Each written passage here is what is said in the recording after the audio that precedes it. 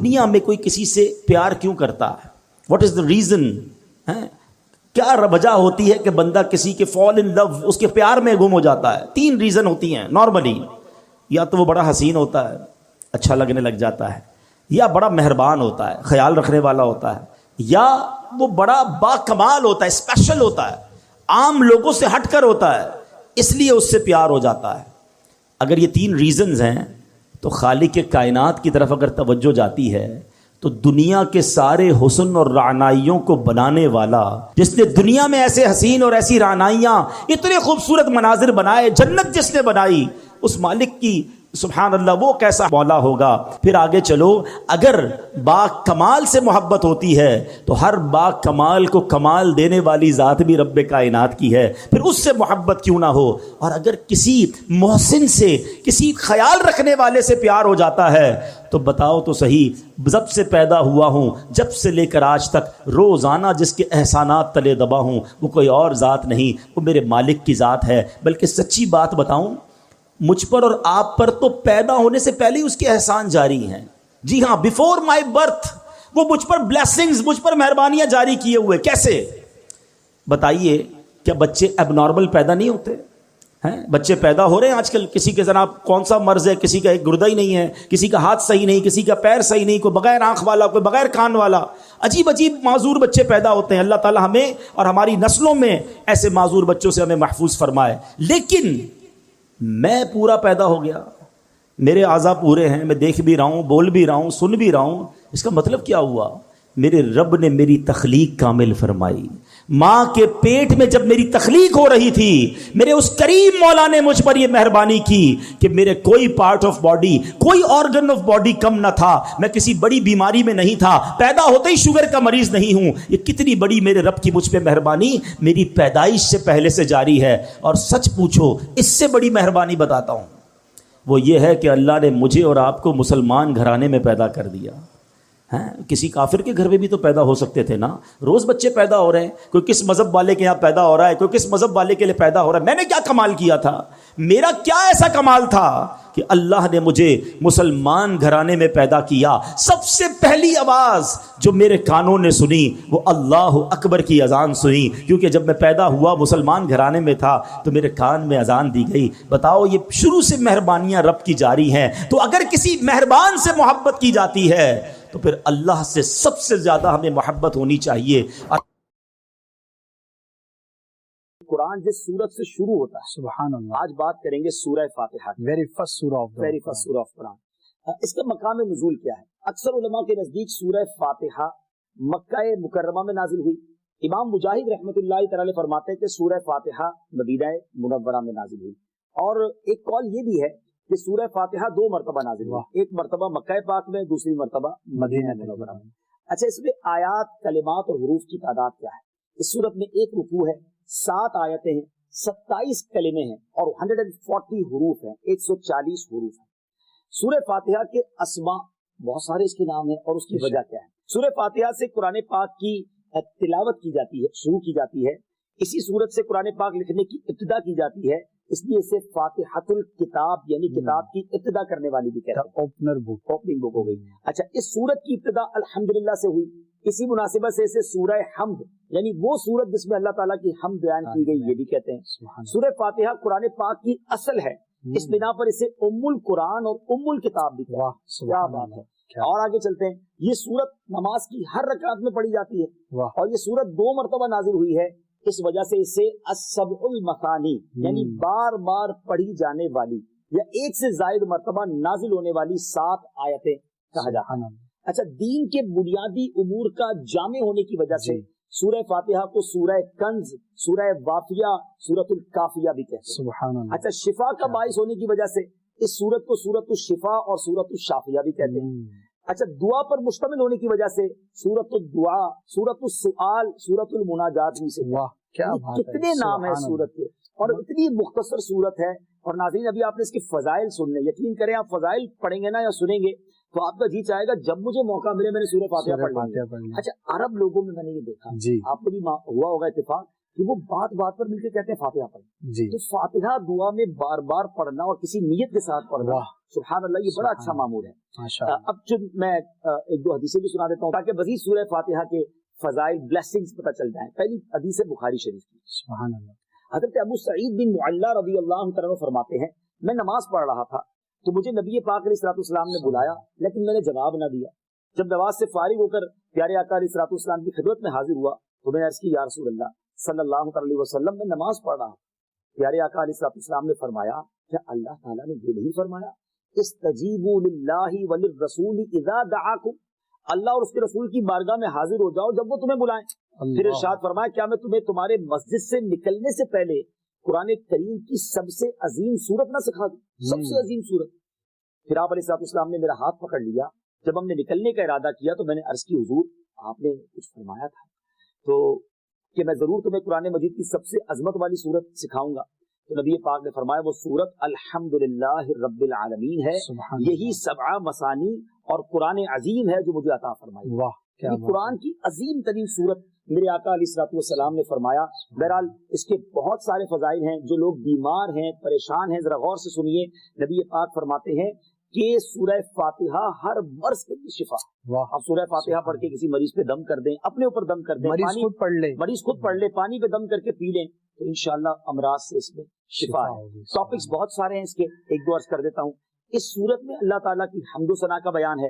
اللہ تعالیٰ کے رب ہونے, اس کے رحمان الرحیم ہونے, نیز مخلوق کے مرنے کے بعد دوبارہ زندہ کیے جانے اور قیامت کے دن ان کے اعمال کی جزا ملنے کا ذکر ہے.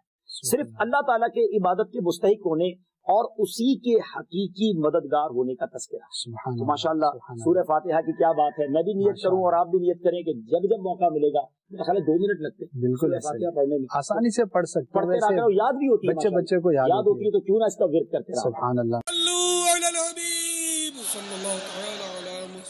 مجھے اپنی اور ساری دنیا کے لوگوں کی اصلاح کی کوشش کرنی ہے انشاءاللہ عز و جل. حدیث قدسی ہے کہ جب میں اپنے کسی بندے کے بدن یا اس کے مال یا اس کی اولاد کی طرف کوئی سختی بھیجوں پھر وہ صبر جمیل کے ساتھ اس کا استقبال کرے تو قیامت کے دن مجھے اس سے حیا آئے گی کہ میں اس کے لیے میزان قائم کروں یا اس کا نامہ اعمال کھولوں. اللہ فرما رہا ہے مجھے حیا آئے گی کہ اپنے بندے سے اب کیا حساب لوں. جب آزمائش بھیجی تھی تو اس نے صبر کیا تھا, اس نے شکوہ نہیں کیا تھا. خدا کی قسم میں آپ سے پوچھتا ہوں میرا کوئی نقصان ہو جائے اور قیامت کے دن میرا نامہ اعمال نہ کھولا جائے, مجھے اللہ کی بارگاہ میں حساب نہ دینا پڑے, مجھے بتاؤ یہ دنیا کے حساب نقصان کی کیا حیثیت ہے اگر ادھر بخشا جائے. سنو تو صحیح, رب فرما رہا ہے کہ مجھے حیا آتی ہے کہ اس کے لیے میزان قائم کروں یا اس کا نامہ اعمال کھولوں. ارے یہ ساری دنیا کی دولت, یہ ساری دنیا کی آسائش ایک طرف, اگر قیامت کے دن حساب کتاب میں آسانی مل جائے, اللہ بلا حساب جنت میں داخل کر دے, اس سے بڑھ کر کوئی نعمت نہیں. مگر آج افسوس یہ ہوتا ہے کہ اگر کسی پر امتحان آتا ہے وہ اس امتحان میں فیل ہو جاتا ہے. اس حدیث میں ایک لفظ استعمال ہوا صبر جمیل کے ساتھ. اب یہ بھی بڑا مسئلہ ہے کہ لوگوں کو یہی نہیں پتا کہ صبر جمیل ہے کیا. لوگ کہتے تو بہت ہیں اللہ پاک آپ کو صبر جمیل عطا فرمائے. اب اس سے پوچھو بھائی صبر جمیل کی تعریف کیا ہے تو پھر تعریف نہیں پتا ہوتی. یہ کسی جمیل بھائی کا صبر نہیں ہے کہ جس کو صبر جمیل کہا جاتا ہے. صبر جمیل کی تعریف سمجھو. علماء کہتے ہیں کسی مصیبت زدہ اور غیر مصیبت زدہ کو برابر میں دیکھو مگر دونوں میں کوئی فرق نظر نہ آئے. یعنی چہرہ بھی نہ بتائے کہ وہ کسی مشکل میں ہے, اس کی عادتیں بھی نہ بتائیں کہ وہ کسی پرابلم میں ہے, یعنی اس کو دیکھ کر پتہ ہی نہ چلے کہ وہ بڑی مشکل میں ہے. فرمایا یہ ہے صبر جمیل. مگر آج ہمارا حال یہ ہے, ہمارا چہرہ بتا دیتا ہے بھائی خیر تو ہے, بڑی ٹینشن میں ہو, ہاں یار کیا کروں بس موبائل ٹوٹ گیا, ارے بھائی بڑی چہرے پہ بڑی ہوائیاں اڑ رہی ہیں, بس کیا کروں جناب آج 5000 روپے کھو گئے. 5000 روپے کھو جائیں, چھوٹا سا نقصان ہو جائے, ہمارا چہرہ بتا دیتا ہے کہ ہمارے ساتھ کوئی معاملہ ہوا ہے. صبر جمیل یہ ہے کہ دیکھ کر کوئی پہچان ہی نہ سکے کہ یہ بندہ کتنی مشکل میں ہے, چاہے اندر کتنی تکلیف میں ہو, دنیا والوں کو نہ بتائے کیونکہ وہ رب کا بندہ ہے, وہ اللہ کی بارگاہ میں فریاد کرے. یہ صبر جمیل ہے اور اللہ اسے ہم سب کو نصیب فرمائے. ایک بار دیکھ لے ساری زندگی ان کے حسن و جمال کے جلووں میں گم ہو جاتا ہے. جی ہاں وہ آقا جن کا آپ نے بھی اور میں نے بھی کلمہ پڑھا ہے صلی اللہ تعالیٰ علیہ وسلم، وہ دکھتے کیسے تھے، وہ نظر کیسے آتے تھے، ان کا حسن کیسا تھا۔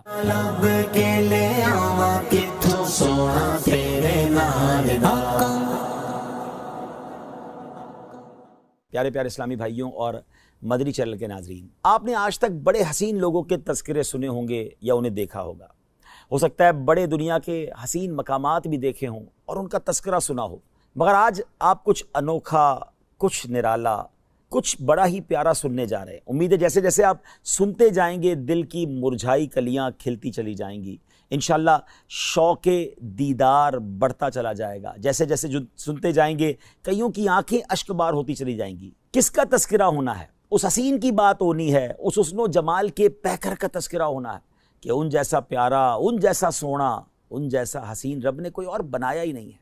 جی ہاں، آج اس ہستی کا تذکرہ ہونا ہے جس جیسا سونا، پیارا اور حسین رب نے بنایا ہی نہیں ہے۔ وہ حسن و جمال کے پیکر ہیں، وہ شمس الضحیٰ ہیں، وہ بدر الدجا ہیں، وہ ایسے آقا ہیں جن کو کوئی ایک بار دیکھ لے ساری زندگی ان کے حسن و جمال کے جلووں میں گم ہو جاتا ہے۔ آج نبی پاک صاحب لولاک صلی اللہ تعالیٰ علیہ وسلم کا تذکرہ خیر ہونا ہے۔ نہ کوئی آپ جیسا تھا، نہ کوئی آپ جیسا ہے۔ اے میرے پیارے اسلامی بھائیوں، آج کس کی زبانی یہ تذکرہ ہوگا؟ کس نے دیکھا اور کہ دیکھ کر دیوانہ ہو گیا؟ میرے آقا علیہ الصلوۃ والسلام کا حسن وہ ہے کہ جب سیدنا حسان بن ثابت رضی اللہ تعالیٰ عنہ نے دیکھا تو بے ساختہ پکار اٹھے، وَأَحْسَنُ مِنْكَ لَمْ تَرَ قَطُّ عَيْنِي وَأَجْمَلُ مِنْكَ لَمْ تَلِدِ النِّسَاءُ خُلِقْتَ مُبَرَّأً مِنْ كُلِّ عَيْبٍ كَأَنَّكَ قَدْ خُلِقْتَ كَمَا تَشَاءُ۔ نبی پاک علیہ الصلوۃ والسلام کی ذات وہ ہے جب ان کے حسن و جمال میں گم ہو کر مولانا جامی رحمۃ اللہ تعالیٰ نے قلم اٹھایا تو کمال کیا، اور آپ لکھتے ہیں ہر کس کے لبے لالے ترا دیدہ بدل گفت، حقا کے چے خوشکندہ عقیق یمنی را۔ وہ آقا ہیں کہ جب امام عشق و محبت اعلیٰ حضرت فاضل بریلوی رحمۃ اللہ تعالیٰ علیہ نے آپ کے چہرہ انور کے تصور میں گم ہوئے تو کیا لکھتے ہیں؟ خامہ قدرت کا حسن دستکاری واہ واہ، کیا ہی تصویر اپنے پیارے کی سنواری واہ واہ۔ کہیں لکھتے ہیں کاف گے سوہا دہن یا ابرو آنکھیں عین صاد، کاف ہا یا عین صاد، ان کا ہے چہرہ نور کا۔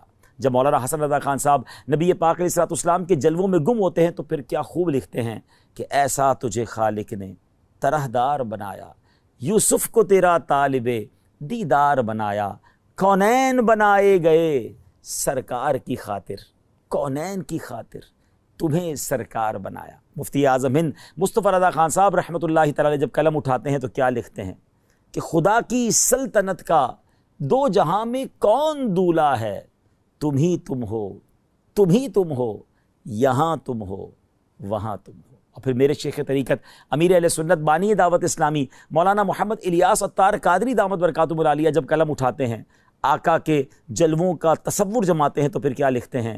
تیرا خلق سب سے بالا، تیرا حسن سب سے اعلیٰ، فدا تجھ پہ سب زمانہ مدنی مدینے والے۔ پیارے اسلامی بھائیوں، آج اس ہستی کا تذکرہ کرنا ہے جس کا سارا عالم پروانہ ہے۔ جبھی تو مفتی اعظم لکھتے ہیں نا، تو شم رسالت ہے عالم تیرا پروانہ، تو ماہ نبوت ہے اے جلوائے جانانا، اے جلوائے جانانا، اے جلوائے جانانا۔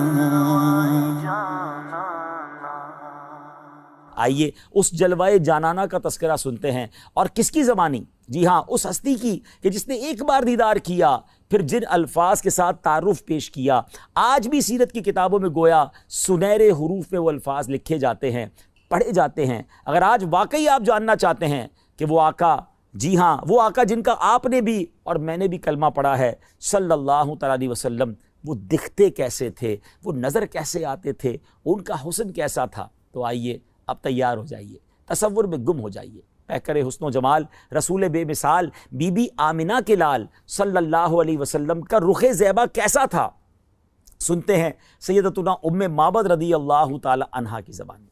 ہجرت کا سفر ہے، نبی پاک علیہ الصلوۃ والسلام سیدنا ابو بکر صدیق رضی اللہ تعالیٰ عنہ کے ساتھ سفر پر رواں دواں ہیں۔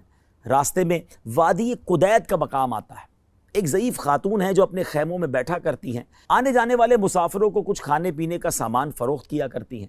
پیارے آقا علیہ الصلوۃ والسلام بھی اس خیمے پر پہنچتے ہیں، کچھ رقم دے کر کچھ کھانے پینے کا سامان خریدنا چاہتے ہیں۔ ان کے پاس کچھ نہ تھا، معذرت کر لی۔ نبی پاک علیہ الصلوۃ والسلام نے ان کے خیمے میں ایک بکری دیکھی جو بڑی لاغر تھی، اس کے تھن بھی سوکھے ہوئے تھے۔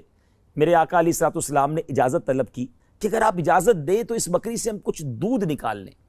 معبد یہ جانتے ہوئے کہ اس بکری نے دودھ نہیں دینا، پھر بھی اجازت دے دی۔ پیارے آقا علیہ الصلوۃ والسلام نے اپنے مبارک ہاتھ ان تھنوں پر لگائے۔ ہاتھ کس کے تھے؟ وہ تھن دودھ سے بھر گئے، اتنا دودھ نکلا کہ سب نے خوب دودھ پیا، بلکہ سارے برتن بھی دودھ سے بھر گئے۔ معبد رضی اللہ تعالیٰ عنہ یہ معجزہ دیکھ کر بڑی حیران ہوئی۔ میرے آقا علیہ الصلوۃ والسلام تو اپنا دیدار کروا کے چلے گئے، مگر ان کے سبحان اللہ گھر والوں کو دیوانہ بنا گئے، اس گھرانے کو اپنا دیوانہ بنا گئے۔ ابھی وہ ایمان نہیں لائے تھے۔